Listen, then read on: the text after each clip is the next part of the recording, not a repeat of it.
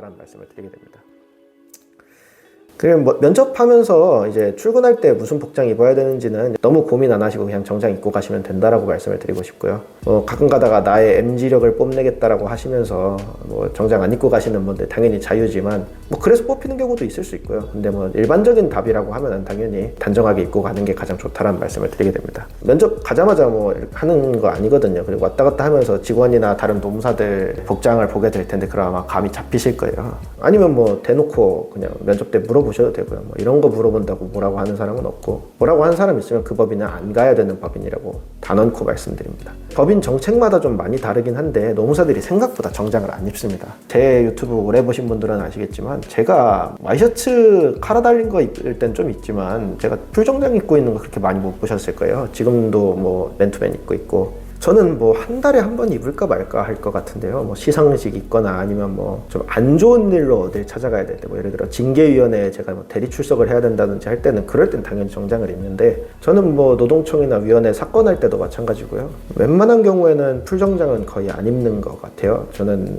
그냥 흔히 말하는 비즈니스 캐주얼 정도 입는 사람이고, 편한 자문사 방문할 때는 지금처럼 맨투맨 입고 그냥 똑같이 갈 때도 있습니다. 청바지 입고 갈 때도 되게 생각보다 많아요. 여의도 증권맨이든 로펌 다니는 변호사들도 생각보다 정장 잘 안 입는 세상인데, 개인적으로 정장 너무 풀세트로 입고 다니면 조금 이상해 보여요. 뭔가 좀 젊은 분들이 특히 그렇게 입고 다니면 무슨 뜻인지는 아마 아실 것 같은데, 그 정장 입고서 여러분들 수습 끝날 때쯤 돼서 아마 프로필 사진들 되게 많이 찍으실 거예요. 뭐 있잖아요. 막 이러고서 막 이렇게 찍는, 막 포즈 잡으면서 양복 딱 차려입고서 이렇게 하는 프로필 사진 많이 찍으실 텐데, 저는 그것도 안 찍은 게, 개인적으로 저도 이제 나이가 들어서 그런지 모르겠는데 정장을 입고 프로필 사진 그렇게 너무 반듯하게 찍어 놓으면 너무 사회초년생 1년차 같다는 생각이 많이 들어요. 특히 개업한 노무사들은 노무의 특성상 이게 경력이 흔히 말하는 짬에서 나오는 바이브가 좀 있어야 통하는 세상인데 너무 어려 보이는 거거든요. 몇 년 차 이상 되면은 뭐 옛날에 찍었더라도 그 사진은 절대 안 쓸 거기 때문에, 그리고 뭐 저처럼 뭐 방송 출연이 있거나 뭐 아니면 뭐 여러 행사 이런 데서 이제 찍힌 사진 같은 것들을 보통 프로필 사진으로 많이 하게 되는데, 이제 그런 게 없으니까 사실 반듯한 사진들을 쓰는 거거든요. 그래서 이런 부분은 뭐 개인의 뭐 생각 차이일 수는 있겠지만, 여러분들이 생각하시는 것만큼 노무사들이 그렇게 막 반듯한 옷을 항상 입고 다니진 않는다. 물론 법인마다의 정책 차이는 약간은 있을 수 있겠지만 대략적으로는 그렇다, 이렇게 말씀을 좀 드리고 싶습니다.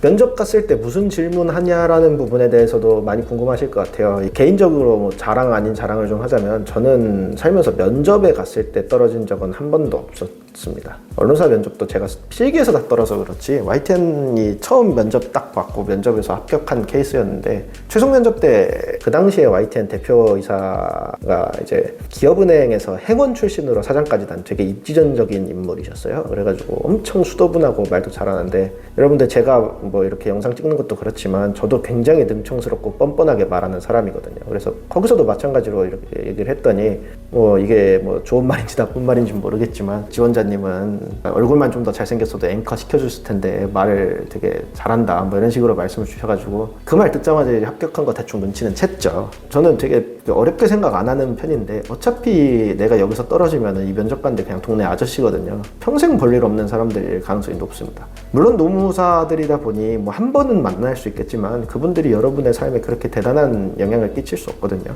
개업한 지 좀 된 저 같은 노무사 입장에서는 수습 때 기억도 잘 안 나는데, 특히 저처럼 거의 3년을 같은 법인에 있었어도 이제 기존 법인분들이랑 뭐 대표님이랑 뭐 의뢰하는 안부 인사 정도는 하지만 뭐 그렇게 얽히는 일도 많진 않아요. 그런 것 때문에 스트레스를 받으셔가지고 말씀을 잘 못하시는 거면은 마음가짐 같은 건 좀 바꿔보시는 게 좋다라고 감히 좀 말씀을 드려봅니다. 이 면접이라는 과정은 결국에는 서로가 상대방에 대해서 모르는 걸 물어보는 탐색전의 과정이거든요. 그렇기 때문에 먼저 법인에서는 여러분들이 어떤 사람인지를 궁금해할 겁니다. 이 사람의 능력이라는 부분은 애초에 뭐 일을 해봤어야 능력이 뭔지 알 수 있으니까 수습한테 능력 찾는 건 말도 안 되죠. 최소한의 능력을 가리겠다라고 하면 서류에서 뭐 어느 학교를 나왔는지, 전공이 뭔지, 자격증이 있는지 이런 것들로 봤을 거기 때문에 그 자리에서 여러분들한테 무슨 전문적인 이런 걸 물어보지 않습니다. 오히려 여러분들이 이제 사람을 대하는 태도, 특히 노무사라는 직업이 수많은 진상들을 포함한 민원인들을 만나야 되는 대면 서비스 직업이거든요. 오히려 저같이 뻔뻔한 사람들이 굉장히 높은 점수를 받을 수밖에 없는 이유이기도 합니다. 아무 말이나 해도 틀리지 않은 말 하는 사람이 쩔쩔거리면서 맞는 답만 하려고 하는 사람보다 차라리 더 좋은 점수를 맞을 수 있다는 것도 꼭 생각을 해보셨으면 좋겠어요.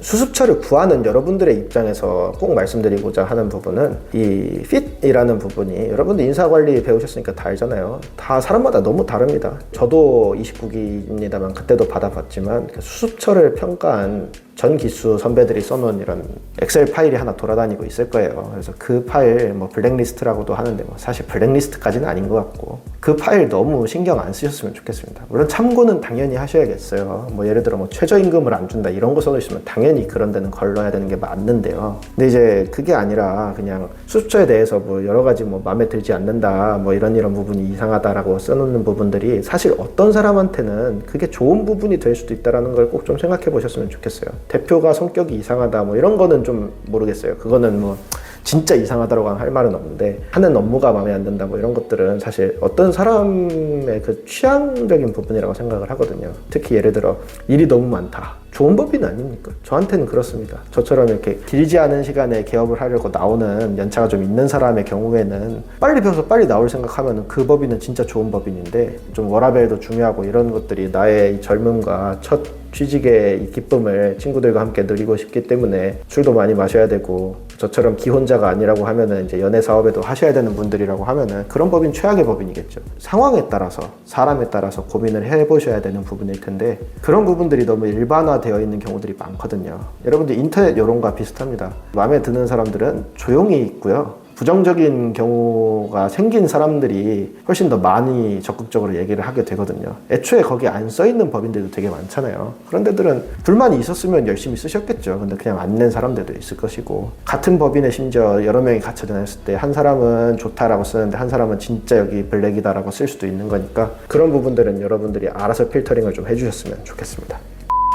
여러분들이 이제 수습 이제 합격을 하셔가지고 출근할 때 뭐가 필요한지 같은 것들에 대해서도 좀 궁금하실 것 같은데, What's in my bag 수준은 아니지만 그래도 뭐 제 소지품 기준으로 좀 보면서 좀 말씀을 한번 드려보는 게 더 낫지 않을까 싶어서, 일단 저는 가방을 2개를 쓰는데 그 중에 이제 제가 제일 많이 메고 다니는 요 백팩 형식의 가방을 먼저 좀 보겠습니다. 제가 이제 이 노트북 있잖아요. 이 노트북에 대해서 말씀을 좀 드리고 싶은데, 노트북 들어가는 가방을 구하느라 제가 백팩을 산 거거든요. 이렇게 좀 집어넣을 수 있도록 되어 있는데, 그 노트북은 노무사의 필수품이라고 개인적으로 생각합니다. 아이패드, 갤럭시 탭 아닌 것 같아요. 대부분의 노무사들이 넘어갔다가도 다시 돌아오곤 합니다. 왜냐하면 노무사의 특성상 기관이랑도 되게 많이 상대를 하는데, 그럼 이제 한글과 컴퓨터에 그 한글 프로그램을 써야 되는 경우들이 생기는데, 그래서 맥북도 거의 잘 안 써요. 뭐 개발자도 아니고 한글 편집이나 문서 편집 위주로 하다 보니까 무슨 게이밍 노트북 좋은 거 사실 필요도 없고요. 그냥 저처럼 저는 그램 쓰지만 뭐 갤북 프로 쓰는 분들도 좀 많고, 무조건 가벼운 거 사시는 게 장땡이라고 저는 생각을 합니다. 특히 노무사가 이동을 하는 경우들이 굉장히 많기 때문에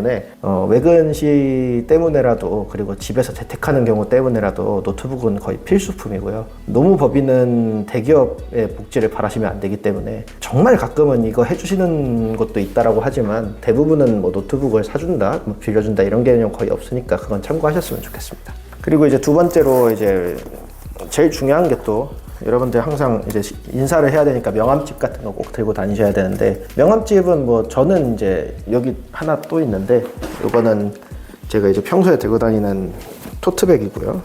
여기 보면은 이제 명함집을 저는 이제 가방에 하나씩 이렇게 다 넣어가지고 다녀요. 요거는 제가 저희 사수들이 탈수습 기념으로 선물해 주신 거거든요. 노무사들 아무래도 어느 자리 가든 간에 인사를 할 경우들이 굉장히 많기 때문에 명함집은 좀 필수고, 또 중요한 것 중에 하나가, 여러분들 여기에다가 제가 뭐 굳이 보여드리지는 않겠습니다만 신분증은 꼭 하나 가지고 다니셔야 됩니다. 신분증과 함께 꼭 가지고 다니셔야 되는 두 번째가 도장입니다. 이 도장이랑 신분증 꼭 가지고 다니셔야 되는 게, 여러분들 일단 당장 사건 출석하실 때 대부분의 관 출석에는 개인 인증이 필요하고요. 도장 같은 경우에는 특히 간인 찍는 그런 확인의 절차도 좀 필요하고요. 생각보다 날이 날 경우들이 많기 때문에 도장은 가급적 하나 파두시는 거 괜찮을 것 같아요. 저도 굉장히 잘 쓰고 있고.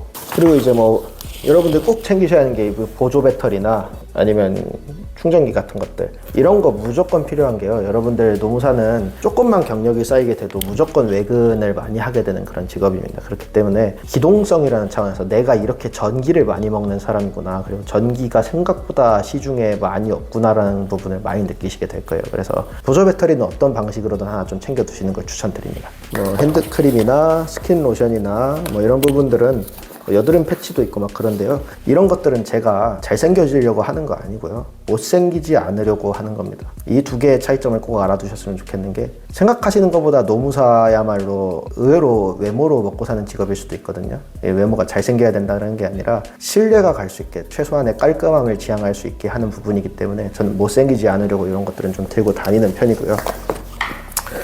그리고 뭐 토트백 보면은 최소한의 필기할 수 있는 이런 것들과, 마지막으로 좀 소개드리고 싶은 거는 이게 PPT 리모컨이거든요. 강의를 아예 안 하는 노무사들은 거의 없습니다. 그래서 이것도 그냥 제가 개인적으로 사는 건데, 특히 강의를 좀 많이 하시게 되는 노무사님들 같은 경우는 강의처에 이게 있는 경우도 있고 없는 경우들이 있는데, 이게 있는 게 훨씬 더 자연스럽게 뭔가를 좀 연출을 할 수가 있어요.